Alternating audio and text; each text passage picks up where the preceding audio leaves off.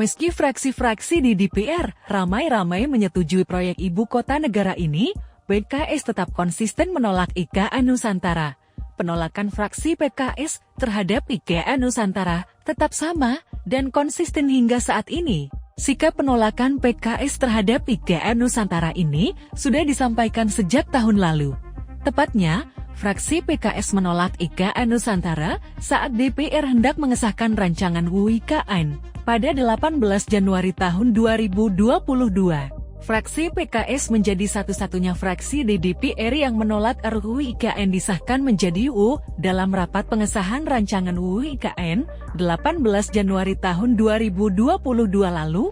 Jumat 3 November 2023 Mardhani Alisera mengatakan PKS tetap menolak dan memang sendirian nih. Pernyataan PKS ini disampaikan Mardhani Alisera merespons pernyataan Presiden Joko Widodo Jokowi bahwa 93% fraksi di DPR mendukung IKN. Mardhani justru mengatakan bahwa sikap fraksinya tidak berubah sebagaimana berbagai alasan yang sudah disampaikan pada 18 Januari tahun 2022, masih sama sikap menolak, konsisten alasan penolakan. Ujar anggota Komisi 2 DPR ini, menegaskan seperti dikutip dari Bu NK Altim.co dari Kompas.com, merujuk pandangan fraksi PKS DPR pada 18 Januari tahun lalu. Mereka memiliki pandangan untuk menolak, karena konsep IKN meniadakan tidak adanya kelembagaan DPRD.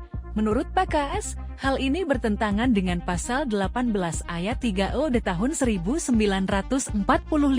Di sisi lain, PKS juga memandang pentingnya memperhatikan hak atas masyarakat adat dalam pembangunan IKN. Dalam pemindahan IKN, menurut PKS, harus ada jaminan berupa kesiapan infrastruktur, kesiapan wilayah, dan kesiapan instansi untuk pindah ke IKN. Pembangunan IKN akan mengakibatkan perubahan lingkungan dan kawasan hutan yang mengancam kehidupan hewan dan tumbuhan yang penting di IKN, kata Ketua Pansus RUU IKN DPR, Ahmad Doli Kurnia, saat membacakan penjelasan penolakan fraksi PKS. Anggota Pansus RUU IKN dari fraksi PKS, Suryadi Jayapurnama, telah menyampaikan pandangan pihaknya menolak rancangan UU IKN. Penolakan itu disampaikan beberapa jam sebelum rapat paripurna DPR mengesahkan RUU IKN, atau pada 18 Januari, dini hari. Pertama, fraksi PKS melihat bahwa rencana pemindahan ibu kota negara mulai tahun 2024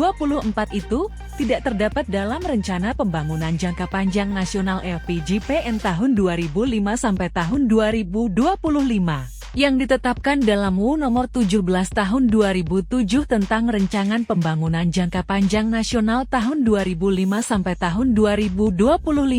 Hal ini dapat memberikan indikasi bahwa pemerintah tidak mengacu pada Rencangan Pembangunan Jangka Panjang yang telah ditetapkan sampai tahun 2025, kata Suryadi.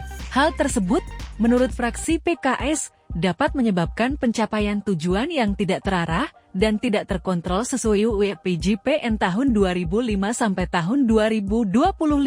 Kedua, fraksi PKS khawatir memindahkan ibu kota negara dari DKI Jakarta ke daerah lainnya, menyebabkan terputusnya ikatan kolektif bangsa dari rantai sejarah perjuangan bangsa.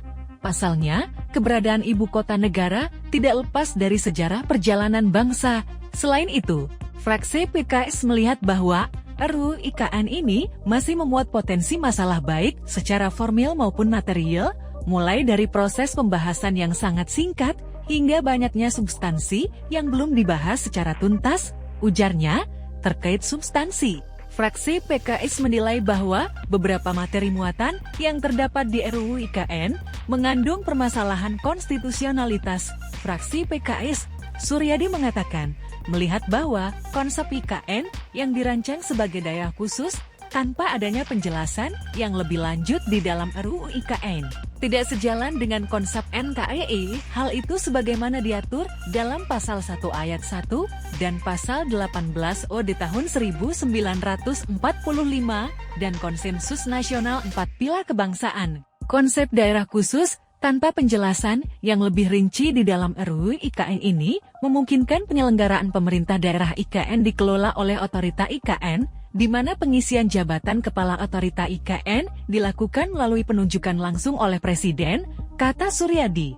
Download Tribun X sekarang, menghadirkan lokal menjadi Indonesia.